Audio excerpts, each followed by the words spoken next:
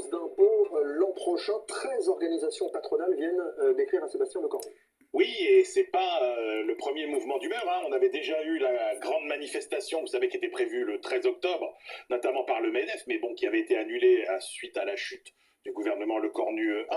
Il y a ces 800 chefs d'entreprise qui ont signé la semaine dernière une tribune dans l'Express. Ce mouvement 300 pour la France, et puis cette lettre donc de 13 organisations patronales adressée au Premier ministre.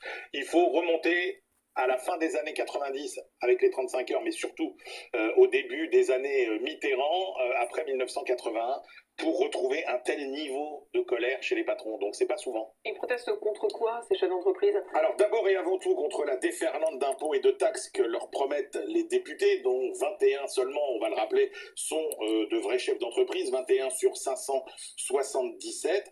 Déferlante qui frappe au total toutes les tailles d'entreprise, mais surtout déferlante qui frappe aussi les entrepreneurs eux-mêmes et leurs familles avec le nouvel impôt sur la fortune improductive, l'augmentation de la taxe sur les holdings patrimoniales ou la remise en cause du pacte du trade. Est-ce qu'ils ont raison de se plaindre? En fait, les patrons, ils sont en colère parce qu'ils ne comprennent pas que les députés ne comprennent pas.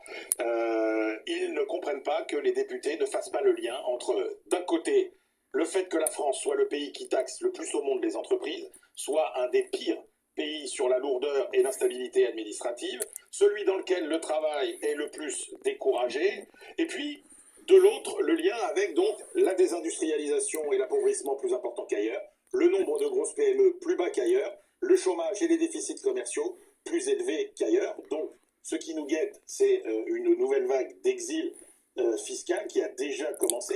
Il y en a eu 20 000 à peu près depuis 1981. Donc, c'est des milliers d'entreprises, des dizaines de milliers d'emplois et plusieurs milliards par an de perdus pour les caisses publiques. Sinon, tiens, je vous livre un autre scénario. Il y a un livre qu'il faut absolument que vous lisiez. C'est le deuxième livre le plus influent aux États-Unis après la Bible. Ça s'appelle La Grève.